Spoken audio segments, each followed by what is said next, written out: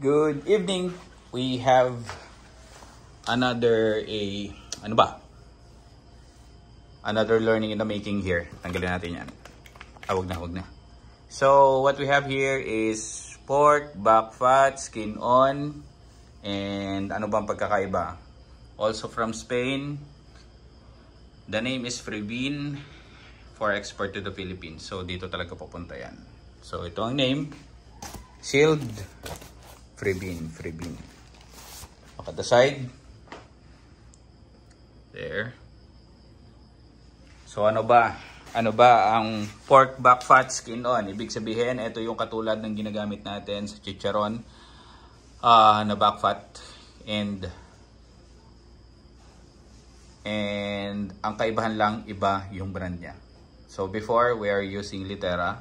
So, ito gagamit tayo kasi ito lang yung available. So, gagamit tayo ng ibang tatak. Catch weight. Ito yung gross weight. Gross weight, ibig sabihin, ito yung weight kapag hindi pa siya natutow. Net weight, 24.66. Ito kapag nagtow na siya. So, hindi katulad ng Litera, naka-fix na 20 kilos. Ito ay magkakaiba. So, net weight ito is 25.08. Itong isa is 24.66. Okay? And the price, all the same. Walang pagkakaiba. And double check natin yung loob. Lagay na lang natin to. Ilalagay ko doon sa ating sink para mag-tow, magdamag. Hindi natin gagalawin. Bukas natin siya babalikan. Titignan natin kung ano yung tsura niya. Alright. Good morning. Daling araw. 2 a.m. Check natin to. Yung itsura nitong brand na to. Freebin. Ayan, nakasil. So, open. May blue plastic. Open natin. Mas malaki.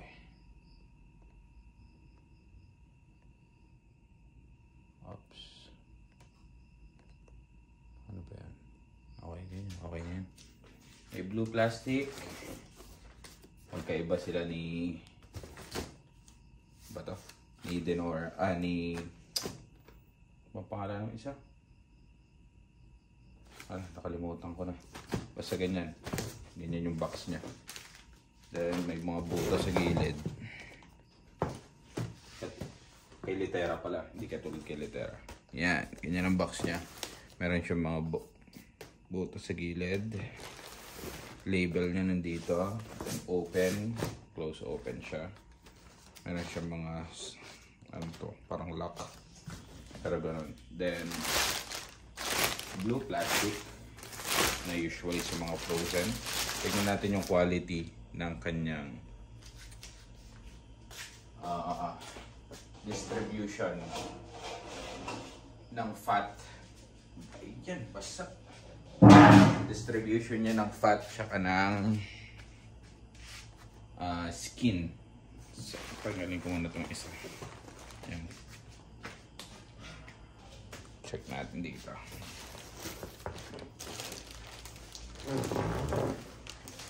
So, ano bang comparison natin from Litera? Ano bang itsura nito? If it is more fatty, mas makapal, o mas maraming mga manipis. So, una, this is the first one. You can say it's good, decent. Ayan. Decent naman. So, parang mga Litera din. Okay. Hindi masyado makapal, hindi masyado manipis. Mang Domeng, maganda sana yung puro makapal. Based on experience na gagamit ko that before, ang pangalan nung meat is Alejandro. Ang problema doon ay sobrang bibigat, kukunti lang yung nagagawa, kukunti lang yung nagiging output. So, iba pa rin yung balance. Mas maganda pa rin yung balance na merong manipis, merong makapal. Hindi masyado makapal lahat kasi dude, wala kang kikitain. Believe me. So, this one, 1, 2, 3. So far, para magkakaparehas yung kapal, pagiging even nila, which is good. Okay, ito medyo makapal. Okay. Parang ang ganda. For me. Para sa akin, parang ang ganda nung distribution niya. Oh, medyo matigas pa. So, yan. Okay.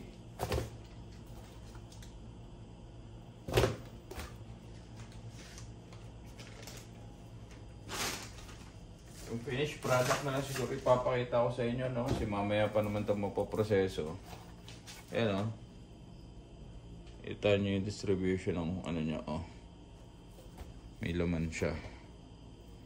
This is good. Tsaka nakikita ko rito is uniformity ng mga haba niya. Ayun ang nakita ko sa kanya. Kasi tingnan nyo kapag nakaano. Walang mga nakatupi. Isang straight siya. So that's the difference. Kumbaga kung ano yung haba niya, yun yung nakapahaba doon sa buong karton. Walang nakatupi. Kasi kay Litera may mga nakatupi. So ito, oh, isang ano lang siya hanggang ilalim. Oh. Isang length. Yung length niya is iisa. So I think first time ko itong nabili. And it's impressive when it comes to the fat and skin distribution, and also yung pagkaka-package sa kanya na pantay-pantay. Galing. First time. Ako hindi ko napapakita sa inyo kung paano lutuin. Finished product na lang yung ipapakita ko sa inyo kasi check nyo na lang yan sa description below. Kasi nakakapagod na rin mag-video ng paulit-ulit na chicharon. Ang i-explore na lang natin dito yung iba't ibang brand naman, yung basta kung ano yung ma-share ko sa inyo. Kasi pare-parehas lang naman, baka mas maguluhan pa kayo pag lagi ako nag-upload ng kung paano lutuin yung chicharon. Yung nasa description na lang yung isa natin, yung pinaka-latest natin sa backfat. Yun na lang ang sundin nyo kasi yun na yung pinaka-detailed, and also maganda na kasi yung quality ng video na nilatag natin doon kasi maayos na yung camera, not like before na medyo hindi pa maganda yung quality ng ano. Tsaka maganda rito, hindi masyado makakapal, no? Hindi masyado makakapal, pero as you can see, actually maganda yan kapag naluluto. Tsaka hindi talo ang customer. Baka akala nyo kasi kapag sobrang kapal nung taba, hindi rin naman kasi maganda kainin yun. At least meron, at least mga half inch or mga ganito, mga ganyan. Yan yung the best para sa akin, hindi yung sobrang kapal na taba. Kasi hindi naman yung taba yung binabayaran ng customer dyan eh. Kasi yung binabayaran dyan yung paano mo nagawang perfect yung balat niya. Si chicharon nga eh. E dapat bumili lang na tabaron yan kung taba yung hinahabol. Hinahabol dyan kung paano mo naging perfect yung balat. Diba? Tsaka, I can say na bata yung baboy. Bata or maliliit yung baboy. Kasi ang ganda ng skin. Ganda ng balat. Ang ganda ng texture ng balat. Lapit natin. Yung texture ng balat niya ay sobrang pino. Yun ang maganda dun. Galing ah. Impressive tong free bean. Magaling. I'm glad na nakakuha tayo ng ganito.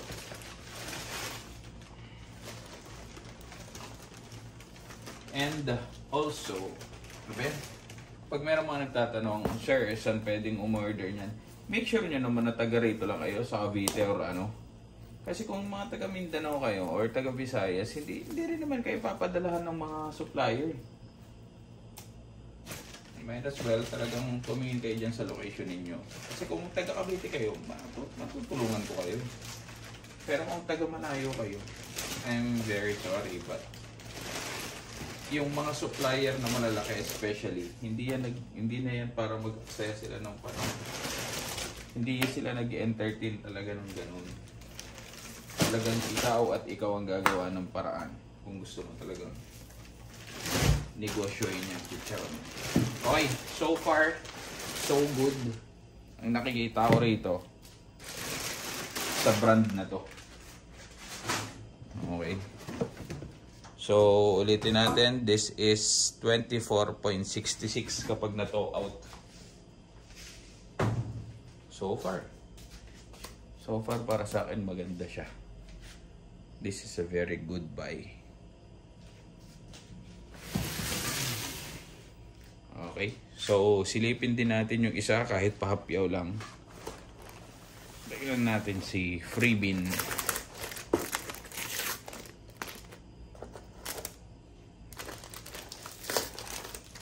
Kasi minsan magkaiba. Pero let's see.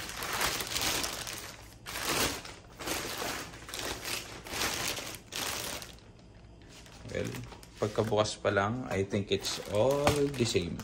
Ayun, oh. Evenly distributed yung haba niya. Maganda nga. For me, this is very good. Maganda. Okay, in case na meron kayong makita, hindi lang litera, meron pa tayong pag-asa sa Freebin. Itong brand na to. Pwede nyo i-check to sa Facebook Marketplace. Ganda. Okay siya.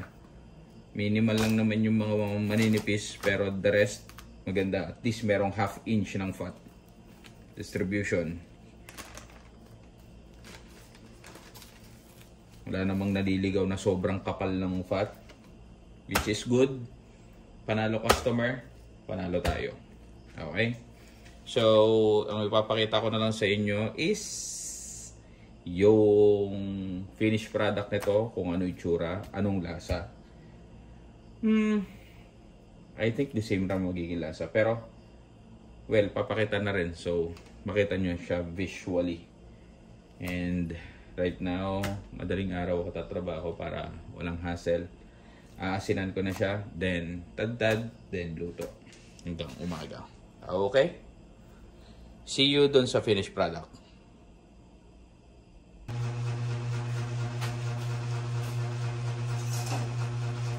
Alright, so here's our finished product. Itsura-wise, I don't think that na merong pagkakaiba at all. Pero nung nabuklat ko siya ng buo, yung dalawang box, merong tingin ko mas mataas yung percentage na meron tong mga maninipis like this. Yan. Maninipis. And ito naman yung makakapal. Okay. So, kung Mang Domeng, maganda bang alternative yan sa kay Litera? Definitely yes. Oo naman. Pero brand of choice pa rin natin is Litera kasi kung sa Litera may nag-comment na kasi noon na meron ba raw yung puro makakapal, hindi naman talaga tayo nakakuha ng ganito. And kapag nakakuha tayo ng puro ganito or mas makakapal pa ng mga taba, actually that's a nightmare for us eh. Parang hindi mababalance. Ang nangyayari kasi nun, sobrang maganda kasi maganda. Kaso mo, yung magiging output natin is mas lesser. Ang mangyayari sa atin, hindi tayo kikita. Ganun mangyayari. Or else, talagang magtataas ka ng sobra ng presyo mo na baka hindi na ma-afford ng mga target market mo. Yun ang problema. But sana kung lahat ng mga clients natin may yayaman na talagang easy lang sa kanila magbayad ng 200 to 250 pesos, eh hindi naman ganun. So Yeah, kung alternative to Litera, yes, Freebin is a good alternative to Litera para sa akin. And kaya rin karamihan sa mga nagchichicharon na nakikita ko ang gamit Litera because of the distribution of fat. Yun ang, yun ang nakikita kong reason. And agree din naman ako kasi pag Litera yung gamit, makikita naman talaga na mas iba. Pero if it is close sa Litera, then yes, I can say this is a good alternative. Okay? So tignan naman natin ngayon kung kapag pinapop na natin, ano magiging itsura. Okay.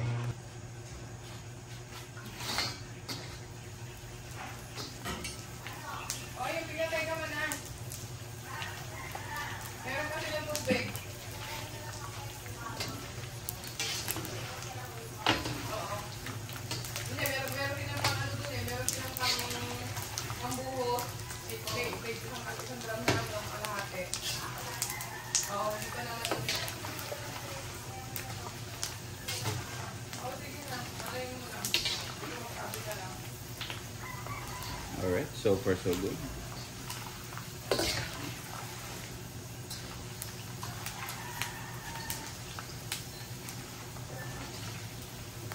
Time ko rito pag ganito ang process is 2 minutes. 2 minutes yan.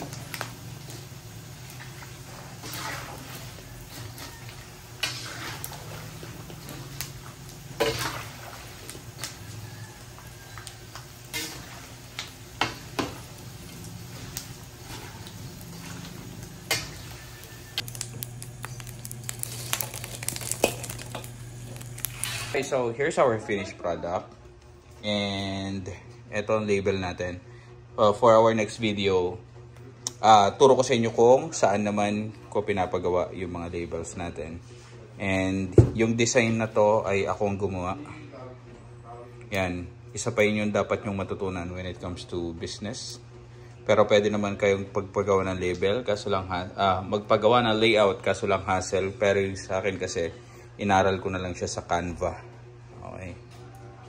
Hindi rin ako marunong dati, pero kailangan natin kasing matuto. So, here, ito yung ginawa ko and ito yung sticker. Naka-roll yan pag sinend sa inyo. Okay? So, done with this video. Ire-repack na. And dadalhin na sa store. Alright, goodbye.